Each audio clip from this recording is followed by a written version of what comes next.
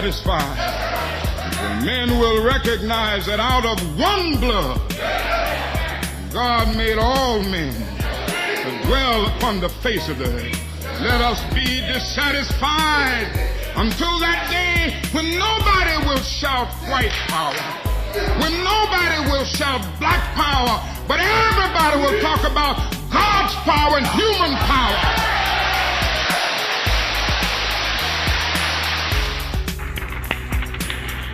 During my lifetime, I have dedicated my life to this struggle of the African people. I have fought against white domination, and I have fought against black domination.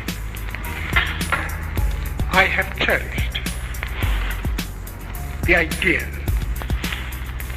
of a democratic and free society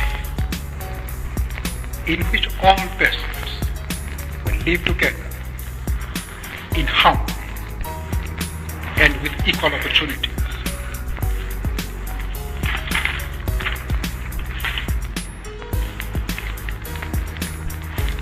It is an idea for which I hope to live for and to see realized. But my Lord, if it needs be, it is an idea for which I am prepared to die. Any changes which are to come can only come as a result of a program worked out by black people. And for black people to be able to work out a program, they need to defeat the one main element in politics which was working against them, and this was a psychological feeling of inferiority. I have a dream that one day this nation will rise up and live out the true meaning of its creed. We hold these truths to be self-evident, that all men are created equal. Well, we are totally opposed to the concept of multiracialism because it assumes in the first instance that the people have got to be arranged in compartments based on color. You have Europeans in one compartment, Asians and coloreds in two other compartments, and the Africans in another compartment. And immediately you talk of multiracialism, you are accepting as a starting point that the races are different, and this difference must be recognized. We are non-racialists in our approach. That is, we regard as an individual as an individual, and that everybody must be accorded his full political rights, whether he be white or black, educated or uneducated. Hi guys, thanks for joining us for another Skeptical Talk, where we speak about issues that are pertaining to life and how they should challenge us and make us think and look at life in a different way. And we seek to provide a Christian perspective of the way that we should interact with different issues that relate to life. And today we're really going to be looking at a very issue of race and the way that it has manifested itself out in the world, and especially the way that it affects us as South Africans today. And I'll say from the onset that I will not be able to cover everything all at once because it's such a huge topic. And so we're going to be looking at it over 2 weeks, and even these 2 weeks that we'll be looking at it, it's still not enough. And so I really want to say from the onset, I apologize that if I don't cover all the things, all the questions that you may have.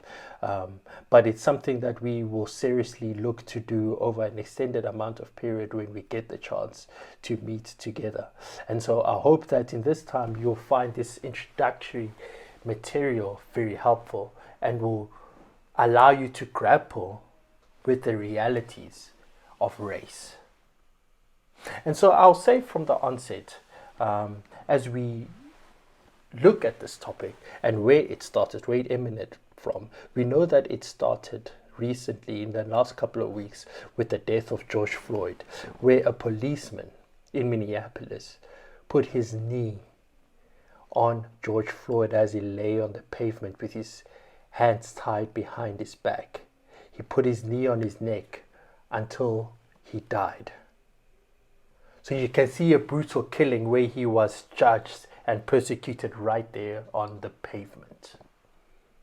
I think the why it has riled up so much emotion is for mainly two reasons. It's on the humanity level, that you just saw a man being killed by the police, the members that are meant to protect him, and he was killed on the pavement right there. And so it shocks us on the humanity level that how can somebody just devalue a human life like that?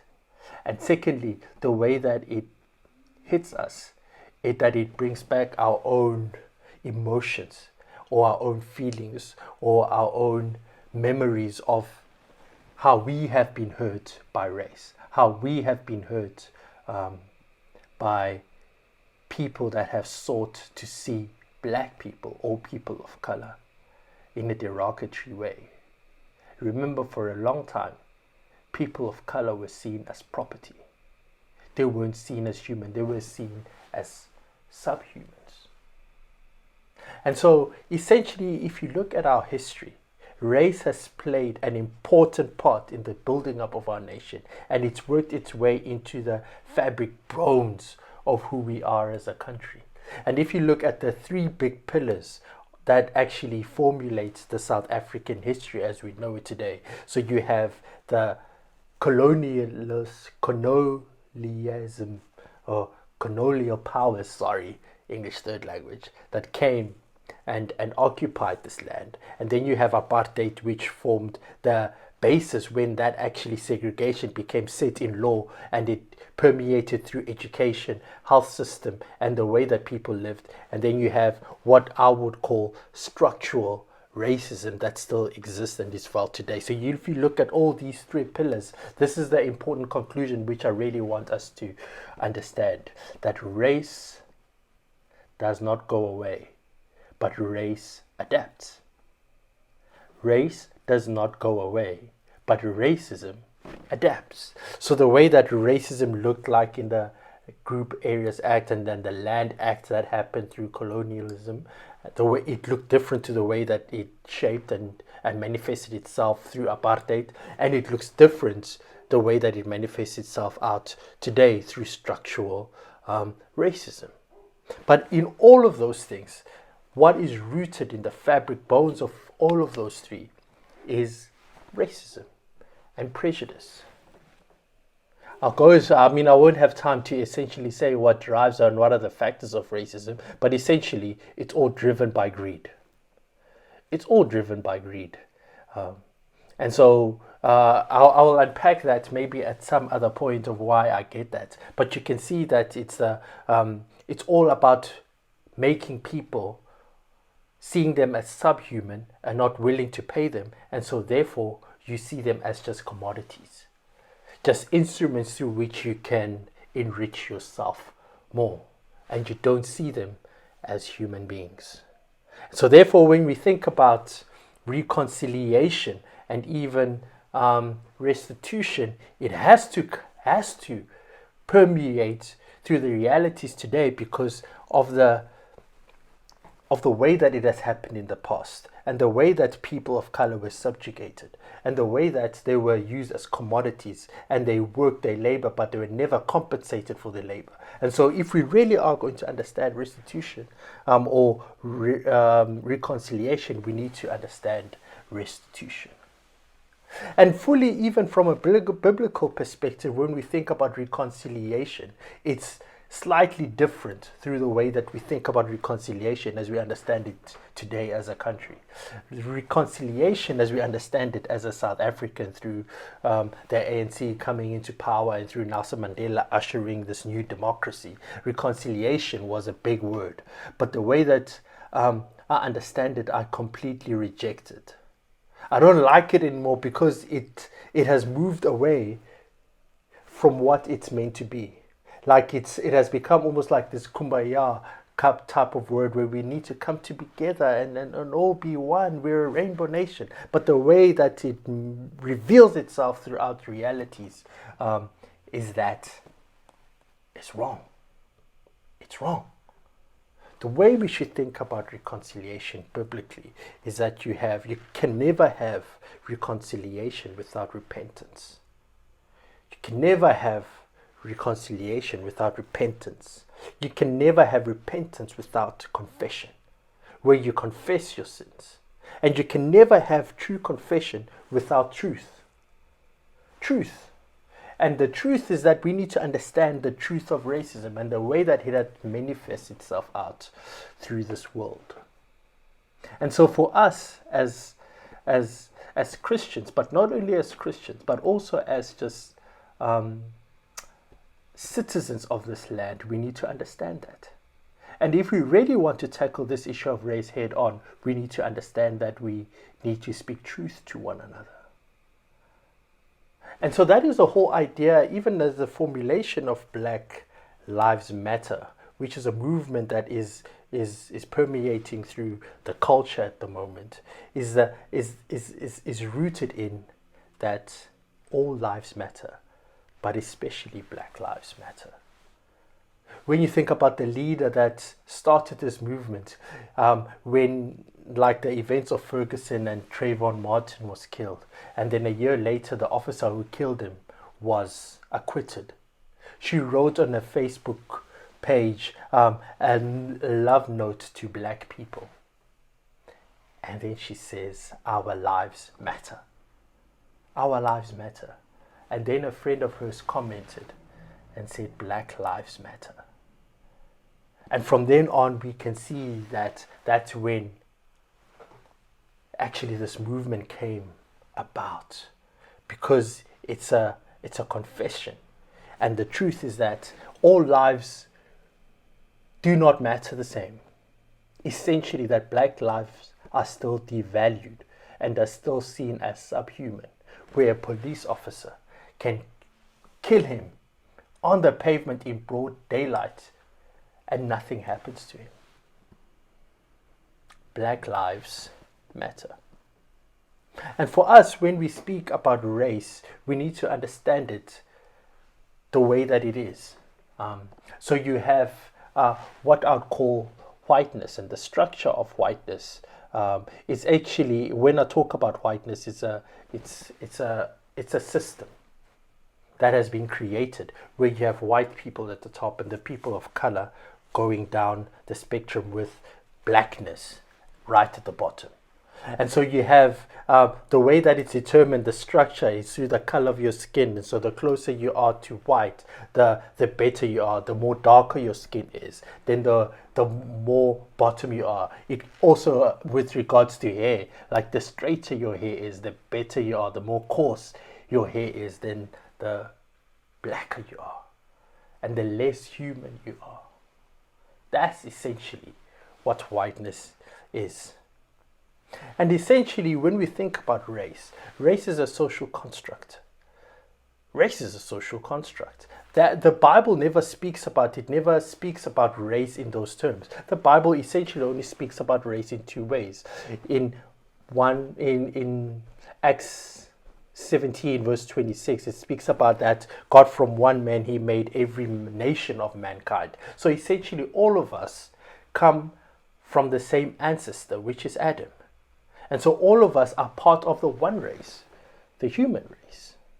And it also speaks about it in 1 Peter 2:9, where it speaks about, but you're a chosen race, a royal priesthood, a spiritual people of God. It speaks about those who know God and those who do not know God. And it speaks about that those people who know God are the race, the believers, God's people. But essentially the way that race, we understand it today with black, white, colored, Indian, and everyone in between, is that it's a social construct. And so the word that I actually like better is ethnicity. The Bible always recognizes ethnicity. That's why from the start it always speaks about, when we talk about ethnicity, it's all centered around a common language, heritage, and religion. And so when you think about language, like that is part of ethnicity. When we think about heritage, like where you come from, that's essentially what forms part of your ethnicity. And so the Bible celebrates that and it looks to that. That's why even in the Bible, it does not speak about black and white. It speaks about the Jerusites, the Jebusites, the Egyptians, the Assyrians, the Babylonians. Like it speaks about ethnicities in those instances. And it also speaks about language. And even the funny thing is that we never lose our ethnicity. So even when we get to heaven, we know that through Revelations 5 and 7 that people of different tongues, language, every nations and ethnicities will still be gathered around the throne worshiping God. So our ethnicity we never lose. And it's because it's God-given. The same way that Jesus, as he's seated right now in heaven, he is embodied. Jesus has an ethnicity as he sits there in heaven. And so therefore we should celebrate the different languages, the different ethnicities. And we should never elevate one ethnic group over another. The Bible never does that. And we should really never do that as people, especially more as Christians. Race is a social construct. Ethnicity is your God-given ethnicity that it should be celebrated. And you should embrace it more because it's your God-given right. So when we think about whiteness and white privilege, like I spoke about the colonialization that happened through the British Empire and the Dutch, and the way that it moved its way through apartheid, where it actually became legislated that you cannot do anything that is or that black people or people of color are never equal to white people. And the way apartheid did, it affected all the way that you did your job, what jobs you could and could not do. It affected the places where you stayed, where you could and could not stay, the entrance through which you can access resources, even not just that, like there's some places you cannot go, so the way that you move. And it also legislated your education. So you had the good education, and then you had the Bantu education, the black education, and then there's some access that black people would not get. And then today you have what you call structural racism. And the way that it permeates itself out, it's rooted in whiteness. It's rooted in that system which I talked about, where you have white at the top, and then you have the people of color and all the way to the bottom. And so before even I did what I did now, I was in corporate South Africa. I worked for one of the banks, and then you could see this whole system also existed there. You had white at the top, and then people of color with blackness at the bottom. And we have to understand is that the structure and the system, it's rooted in plunder, it's rooted in theft, it's rooted in genocide, it's rooted in power. Essentially, it is rooted in sin. It's rooted in sin. And so therefore, we need to understand that for us, we need to do the hard work of understanding that. And I know sometimes may feel hard and it's not easy for you to hear that essentially that when we think about the structure and the way that racism manifests itself out today, it's not through the calling of people the K word or the N word. It's not through holding up signs that white only or blacks only. It's not only manifests itself out that, only white people can access this, but only black people can access that. But no, we understand that those days are long gone, but it does not mean racism is long gone. It means that race has adapted. And the way that it has worked itself out is through the systems throughout our land. And we can see it even in the way that it manifests itself out through the education system. Since we are at a university, one of the things that we're going to be looking at next week actually is this whole idea of race and education, and the way that it has permeated through the education system of our country. And this lockdown has revealed that. And even you guys at UCT, you know that. That even though UCT is a privileged university, but not everyone is privileged the same. Not everyone has the same access to material and to the university as all of us do. Just the mere fact of signal. Some people have fast internet, some people have slow or live in areas where they have no internet. Based on what? Based on the racial system that was started in the past. And people, and the ripple effects of that system is still felt today. And people live under those conditions. And so to think that whiteness and white privilege does not exist is wrong. It is wrong. And so therefore you should see your privilege that you have, especially as you interact with your fellow human beings and your fellow classmates. And so for us, as we move forward, we need to understand actually that racism has not left us, but racism has adapted. Even when you think about the United States, where they are a bit further than us in the time frame through which they had the independence, and the black people had rights, and right to vote, and a right to health system, and a right to education. All of that, yes, they've had it for many years, but yet today, black people still don't have and cannot see the benefits of that because of the whiteness that still exists within the social structures. Those social structures are still happening today. And so therefore, we could also say that many black people, even though they live in the free country, but they are not free. They are not free. Because the structures of racism still are felt today. And so it's like, so what can we do? What can we do? Martin Luther King spoke about the urgency of now. Even when he gave that famous speech, I Have a Dream, many people focus on what he said at the end about how everyone should not be judged by the color of their skin. But what he said at the start is the urgency of now, is the need for the urgency of now. And so essentially it's what we talk about now, that we are tired of waiting for change or talking about the processes of change, but essentially that the urgency of now has to happen. And so I'd like to put forward, as in closing, what I would call the arc. And I borrow this from a friend of mine, Jamar Tisby.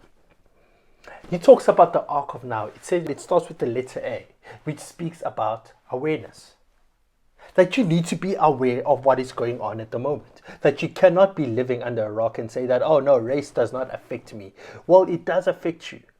And so therefore you need to understand it. It definitely affects your institution of UCT. It affects the way that you interact with life. It will affect you when you go into corporate life or wherever you may choose to go.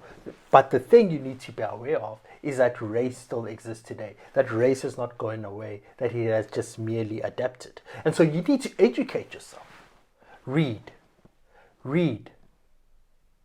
Be aware of what's going on. And this also goes to my black brothers and sisters, that we cannot just rely silent on this and just die inside. We need to be aware of this. We need to study our history. We need to understand what happened to black people through the Land Act. What happened to black people through apartheid? What is still happening to black people today?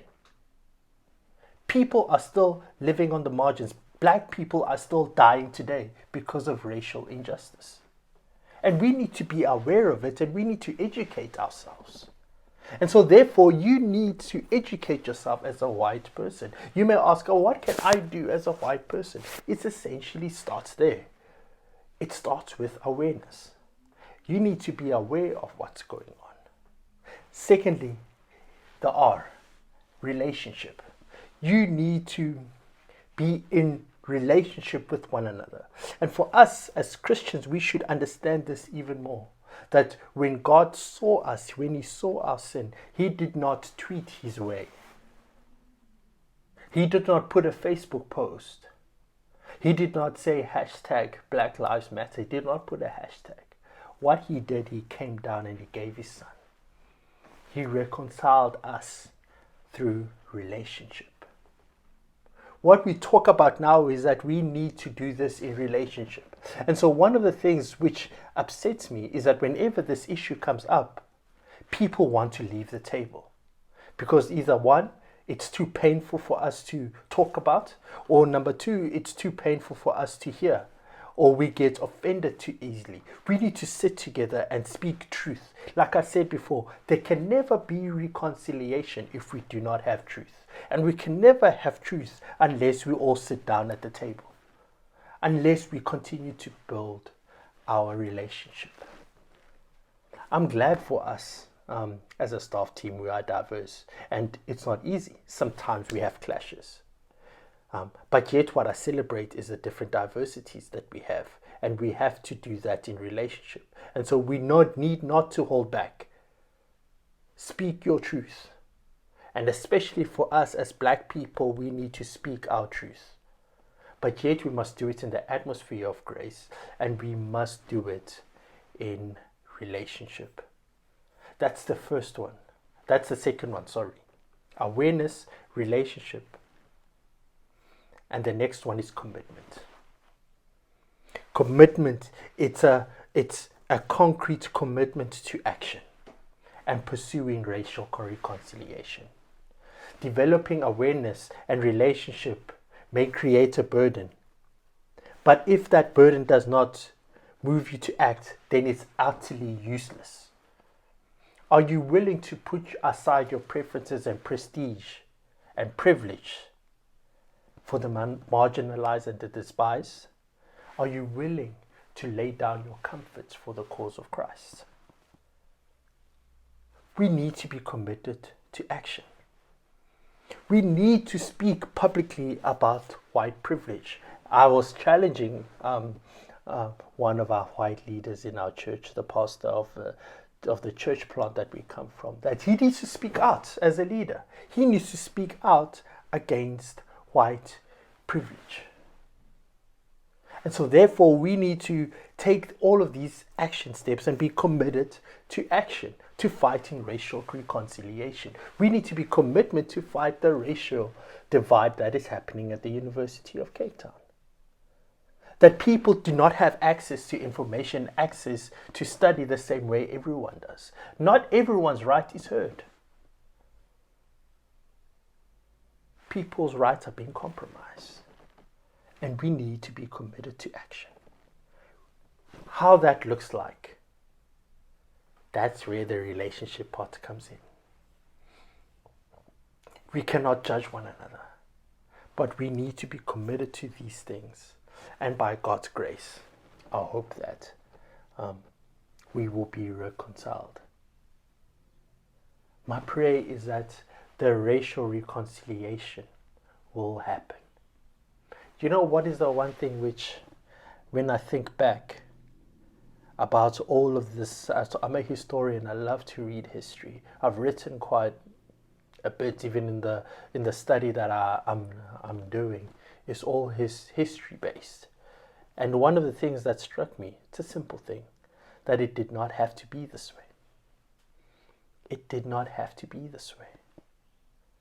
That things could have been different. But yet, because of greed and the dehumanization of a people group, we are left with a world that's in shambles. And so therefore, we need people that will be committed to reconciling the damage that was happened in the past. Like I said, there is a lot that I could say about that, but I tried to keep as much as I could in the limited time that we have. So I hope that you have enjoyed it, and that this will open the gates for us to converse with one another, to have a conversation about this and the way that it manifests itself out in life today. And so this is our first part, and I hope that you'll join us again next week when we look at our second part in this whole issue of race. But thank you for joining us. I hope that you enjoyed Skeptical and that this was enriching to you. Thank you. Bye.